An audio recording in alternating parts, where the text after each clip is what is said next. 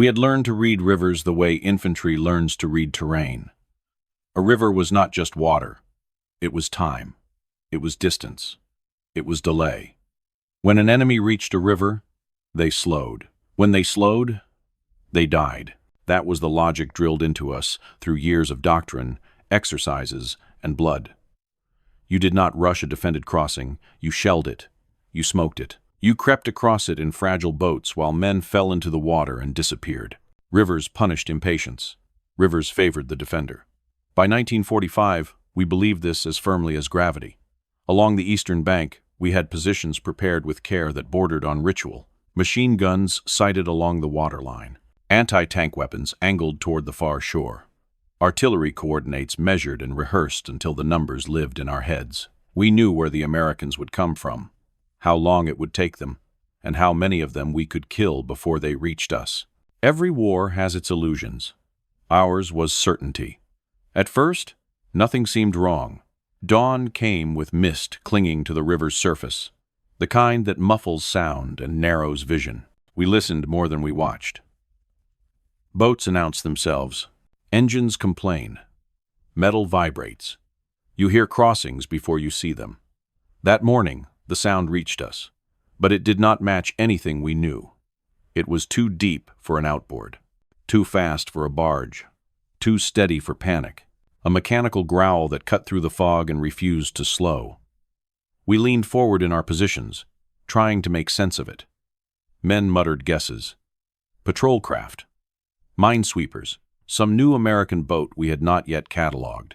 None of the answers mattered, because all of them assumed the same thing. Whatever it was, it would behave like a boat. Then it broke through the mist. What came toward us did not fit the water. It did not sit in it the way vessels should. It skimmed, almost floating above the surface, throwing a hard wake behind it as it accelerated. And on top of it was a shape my mind rejected before my eyes could argue otherwise. A turret. Not a gun mount, not a naval cannon. A tank turret, squat, armored, familiar in every detail, except the one detail that mattered most. It was moving. The moment stretched, not because time slowed, but because thought did. Training fought reality. Every instinct reached for a rule that could explain what we were seeing. Tanks do not cross rivers like this. Boats do not carry weapons like that. Guns that size require stillness. Recoil demands mass. Accuracy demands stability. These were not theories. They were facts.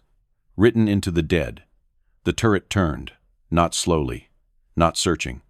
It rotated with confidence, tracking positions along the bank as if the river itself were irrelevant. The craft did not stop.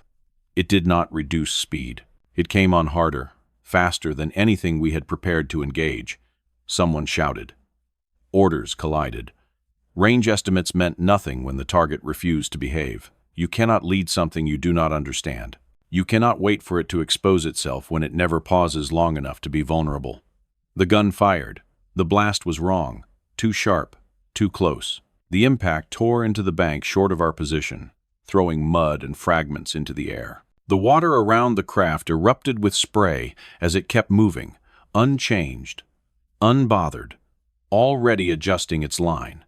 Before we could react, another followed, and then another shape emerged from the fog behind it.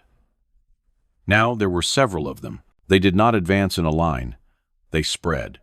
Each moved independently, weaving across the river at a speed that destroyed our firing solutions as fast as we could calculate them. Our weapons were aimed at where they had been, not where they were. Every shot chased ghosts.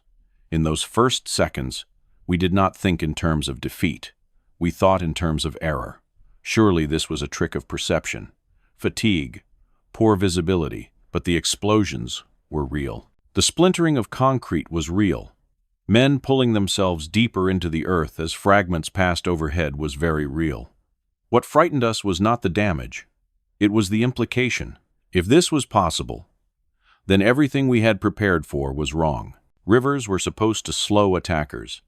These things used the river as open ground. Defensive fire was supposed to punish movement. Speed turned movement into protection. Armor was meant to survive hits. They survived by refusing to be hit at all. In that moment, before anyone knew what these machines were or where they came from, the line was already compromised, not because it had been overrun, but because it no longer made sense. Doctrine relies on predictability. Once predictability collapses, confidence follows it into the water. We were watching a weapon that did not seek to fight our defenses. It ignored them, and as it closed the distance in seconds that should have taken minutes, one thought cut through the noise, clearer than fear. If the enemy was willing to violate rules this fundamental, then there were no safe assumptions left. The river had failed us, and whatever was coming next would not be stopped by what we had prepared behind it. Training is built on repetition. You learn how a thing behaves, and you practice the response until it becomes instinct. In battle, instinct matters more than intelligence. There is no time to reason through manuals when seconds decide who remains standing. Against conventional river crossings, our instincts were sharp. Boats slow as they approach shore. Crews expose themselves. Guns overheat. Targets linger just long enough to be destroyed. We had rehearsed this sequence so often that it felt inevitable. What we were facing erased that sequence completely. The first reaction was to engage as we always had. Machine guns opened fire along the waterline, stitching lines where boats should be crossing. Tracers skimmed the surface, marking calculations that assumed hesitation. But the craft did not hesitate. They did not bunch up. They did not present clean angles. They cut across the river at speeds that collapsed our timing before it could settle. You cannot correct fire fast enough when the target is already somewhere else. Anti-tank weapons followed. Crews swung heavy barrels toward the river, struggling to track something that refused to move like armor or vessel. These guns were designed to ambush mass, to wait, to fire once, decisively. But there was no pause to exploit. The sight picture never stabilized. The moment the crosshairs aligned, the target had already shifted. The river distorted distance. Speed compressed it. Our ranging became meaningless. Artillery calls were shouted, but artillery is a conversation with time. Coordinates must be passed. Guns must traverse. Fuses must be set. The river was wide, but the engagement was already happening inside those steps. By the time batteries could respond, the craft were no longer where they had been reported. Every system we relied on assumed an attacker who would move cautiously. These machines attacked like they had nothing to lose. Men began to realize the problem was not accuracy or courage. It was relevance. Our weapons were sound. Our positions were strong. But the conditions we had prepared for no longer existed. We were trying to solve a problem that had already changed shape. The speed did more than frustrate our aim. It dismantled our confidence. Fire discipline collapsed because discipline depends on expectation. When soldiers believe a target will slow, they wait for the perfect moment. When it does not, they fire too early, too late, or not at all. Shouts overlapped. Commands contradicted one another. No one wanted to be the man who hesitated, yet no one knew when hesitation had become fatal. The craft used movement the way armor uses steel. They did not linger to trade fire. They did not seek cover because they did not need it. Each pass was brief, violent, and disorienting. They appeared, struck, and were already withdrawing as the brain tried to catch up. By the time we recalculated, they were preparing another approach from a different angle. This was not an assault designed to overwhelm us with mass. It was designed to deny us comprehension. For years, we had been taught that vulnerability was unavoidable during river crossings. That was the price of movement. These attackers reversed the equation. Their movement was their protection. Their exposure window was so narrow that survival no longer depended on armor thickness or fortification depth, but on whether we could think faster than they could move. We could not. Each failed attempt to stop them reinforced the same realization. Our defenses were not being tested, being bypassed conceptually. We had prepared answers to questions the enemy was no longer asking. As more of the craft cut across the river, something else became clear. They were not improvising. Their movements were deliberate, coordinated. Each approach forced us to reveal positions, and each withdrawal punished those revelations. The riverbank that had felt solid minutes earlier now felt transparent. We were no longer defenders controlling space. We were targets reacting to motion. Fear spread not as panic, but as doubt. Doubt about whether any response we made still mattered. Once doubt enters a defensive line, it widens gaps faster than artillery ever could. Men begin to conserve themselves instead of the position. They pull inward. They wait for clarity that never comes. The enemy had achieved something rare in warfare. They had not just outgunned us. They had removed the logic that justified resistance. In those moments, before anyone could name the weapon or explain its design, the outcome was already tilting. Not because we lacked courage, but because courage without understanding becomes waste. And understanding was being stripped away with every high-speed pass across the water. We were no longer fighting a crossing. We were reacting to a phenomenon. And when soldiers reach that point, when the battle ceases to feel like a contest and begins to feel like an event unfolding beyond control, the defensive line has already begun to dissolve. Whatever these machines were, they had found a way to turn one of our greatest advantages into an open road. And we were standing in its path, still waiting for rules that were never coming back. Only later did we understand that what we faced was not confidence born of superiority, but urgency born of limitation. At the time, it felt deliberate, even arrogant, as if the Americans had discovered some hidden law of war we had missed. But the truth was simpler and far more dangerous. They were running out of patience. By the final year of the war, every river in Europe had become a graveyard of assumptions. Each crossing cost time. Each delay gave defenders another night to dig, another chance to bring up guns, another opportunity to turn water into a killing ground. Artillery could soften positions, but it could not move. Aircraft could strike, but only briefly. And the men in landing craft paid the price for every meter of hesitation. The Americans understood this problem clearly. They did not see rivers as obstacles to be endured. They saw them as bottlenecks that had to be broken quickly, violently, and without negotiation. What they needed was not a new doctrine. It was a shortcut through inevitability. Landing craft were plentiful, but fragile. Tanks were powerful, but trapped by terrain. The traditional answer was coordination: boats bring men, tanks arrive later, artillery prepares the way. But coordination takes time, and time was the currency the Americans were no longer willing to spend. So they asked a question that violated common sense. If a boat could carry a tank, why could it not become one? To anyone raised on proper distinctions, naval and land, hull and armor, mobility and firepower, the idea was absurd. Boats were not built to absorb recoil. Water punished imbalance. Guns of that size demanded stillness and mass.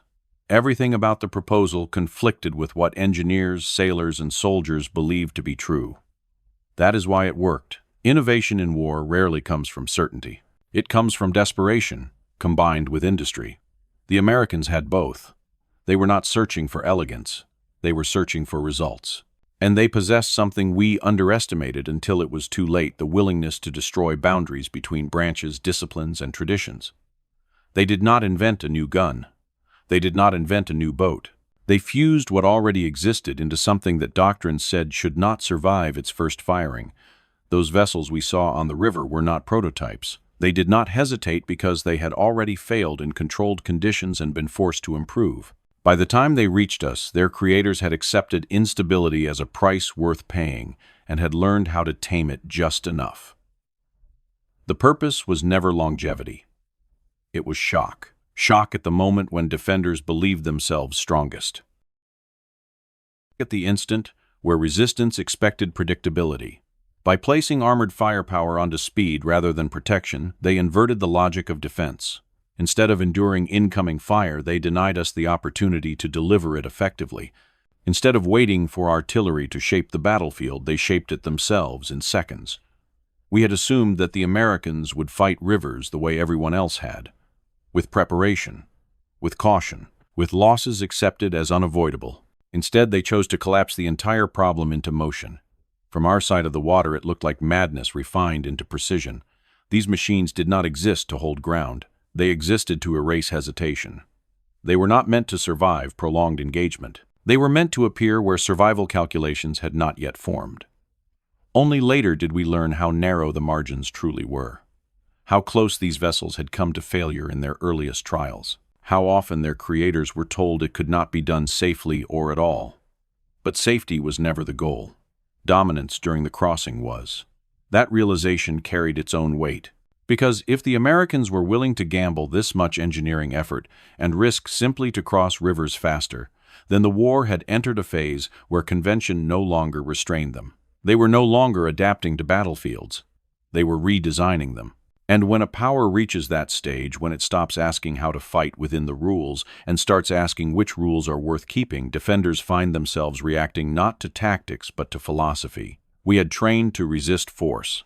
We were now facing intent. The first time they were used as more than an experiment, the river stopped being an obstacle. It became a corridor. Until then, every crossing followed a rhythm everyone understood. Fire softened the bank. Smoke tried to blind it. Boats moved cautiously, packed with men who knew they were exposed. Defenders measured success in minutes, survived. Attackers measured it in bodies lost. It was a brutal balance, but it was familiar. The Americans broke that rhythm. Instead of waiting for preparation to finish, these machines went first, not after the barrage, not alongside the smoke, ahead of everything. They did not creep forward. They charged. From the bank it looked reckless, a handful of fast-moving shapes racing into a defended line without pause or cover. For a moment we believed they were sacrificing themselves. That belief lasted only until the first impacts landed where our strongest positions had been. The guns did not fire randomly. They fired with purpose. Bunkers, strong points, the places where defenders felt safest. Each shot arrived before we could adjust, before we could warn adjacent positions, before we could understand the pattern. They were not trying to destroy everything. They were carving holes. As the craft swept across the river, they did not linger to confirm kills. They did not wait to be engaged. They fired, shifted, fired again, and vanished into motion. By the time smoke and debris settled, the riverbank no longer functioned as a continuous line. It was a series of isolated pockets, each uncertain of what had happened to the next. That fragmentation was fatal. Defensive systems depend on connection. One bunker covers another. One gun watches the flank of the next. Once those links are severed, strength becomes irrelevant. Isolated positions fight bravely but blindly. They fire into spaces already abandoned or into angles already bypassed. The craft exploited this mercilessly. They returned again and again, never from the same direction, never at the same speed. Each pass forced us to reveal ourselves, and each revelation was punished. Men stopped firing not because they lacked ammunition, but because every shot felt like an invitation. What had been a defense became a reaction. Behind them, something worse followed. Conventional landing craft began to appear, moving into gaps that should not have existed yet. Troops reached the far bank with fewer losses than we believed possible, advancing through corridors opened by violence that had arrived too fast to counter. We understood then that these machines were not meant to win battles alone. They were meant to make battles one-sided before they truly began. By the time we tried to reorganize, the moment had passed. Artillery arrived late. Fire chased shadows. Orders were issued for conditions that no longer applied. The crossing was already happening, not because resistance had ceased, but because it had been stripped of coherence. Speed had replaced preparation. Movement had replaced protection. The river, once a shield, had been turned against us. It no longer slowed the enemy. It accelerated him. In those hours, the lesson became impossible to ignore. Defense is strongest when it controls time. These machines stole time faster than we could recover it. They compressed hours of expected engagement into minutes of irreversible change. When the first wave of infantry secured ground on the eastern bank, the outcome was no longer in doubt. Not because we had been annihilated, but because the conditions required to stop them had never existed long enough to matter. Later, historians would count destroyed positions and calculate losses avoided. They would argue about efficiency and innovation, but from where we lay on the riverbank, none of that mattered. What mattered was that a handful of fast-moving machines had arrived first, struck hard, and left us fighting a battle whose opening act we had already lost. The crossing did not succeed because of overwhelming numbers. It succeeded because the enemy understood something we did not until it was too late. If you control the first minutes, you control everything that follows. After the crossings, the rivers changed character. They were still water, still wide, still cold. But they no longer felt defensive. They felt exposed. Men who had once taken comfort in a river line now watched it with unease, as if it might turn against them at any moment. Fear in war is not panic. Panic is loud and brief. Fear is quieter. It settles in and reshapes behavior. That was what these machines created. Not terror, but uncertainty. The kind that follows soldiers into their positions and refuses to leave. Word traveled faster than reports, faster than orders, faster even than retreat. Units that had not yet encountered the craft heard about them anyway. Stories spread, distorted by distance but sharpened by imagination. Boats that outran bullets, guns that fired while moving.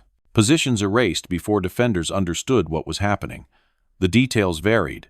The conclusion did not. Rivers were no longer predictable. Commanders tried to respond the only way doctrine allowed. More guns were moved forward. Anti-aircraft weapons were redirected toward the water on the hope that something designed to track aircraft might track speed. Anti-tank guns were repositioned closer to the bank, accepting vulnerability in exchange for reaction time. Mines were laid where possible, not to deny crossings entirely, but to restore the sense that water could still punish recklessness. None of it restored confidence. Every countermeasure assumed time. Time to detect. Time to aim. Time to fire. But time was exactly what these machines denied. Engagement windows were too short. Angles changed too quickly.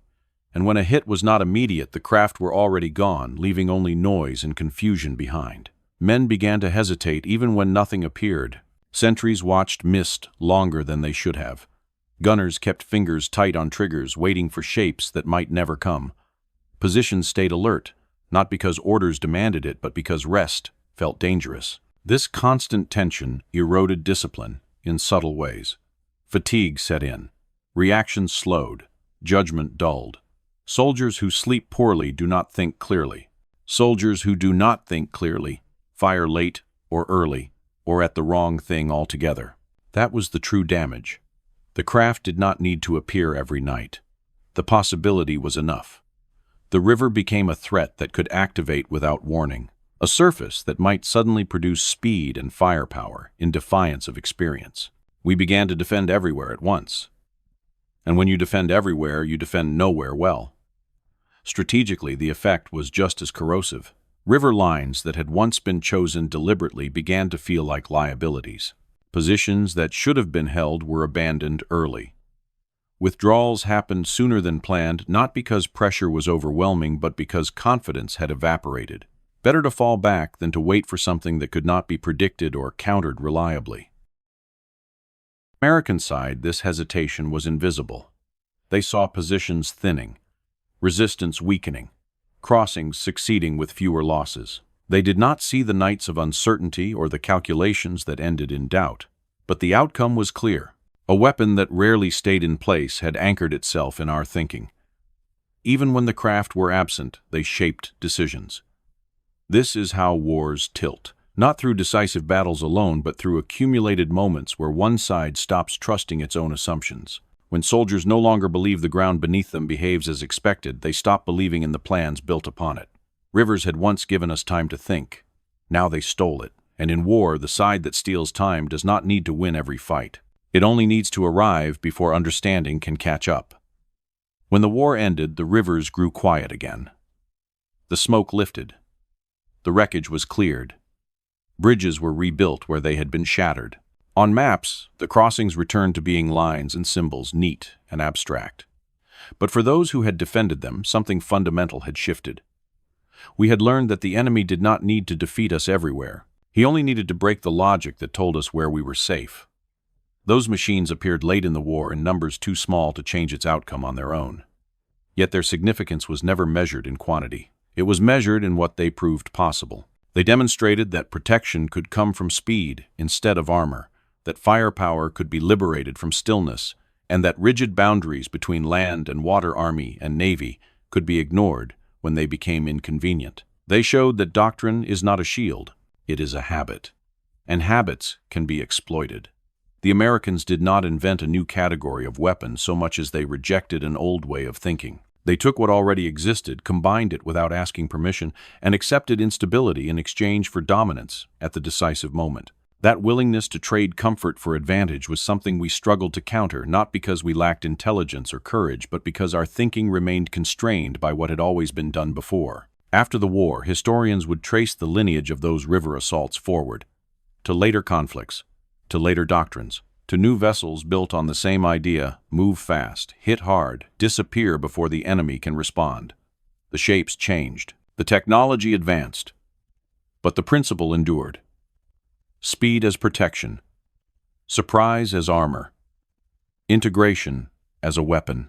Standing on the banks after it was all over, it became clear that the true legacy of those river crossings was not measured in destroyed positions or casualties avoided, but in a quiet realization. The war had been lost not when the last defenses fell, but when we encountered an enemy willing to abandon assumptions we still treated as laws. The rivers had not failed us. We had failed to imagine what could cross them. And in war, the side that imagines first, who refuses to accept that something cannot be done simply because it never has been, will always arrive with the advantage. Long after the engines went silent and the guns were dismantled, that lesson remained, not as a memory of fear, but as a warning. Victory does not always belong to the strongest force or the most experienced one. It belongs to those who are willing to question the ground beneath their feet before the enemy does it for them. That was the true meaning of the river demons. Not monsters born of metal and speed, but proof that once certainty is broken, the course of a war can change faster than any current.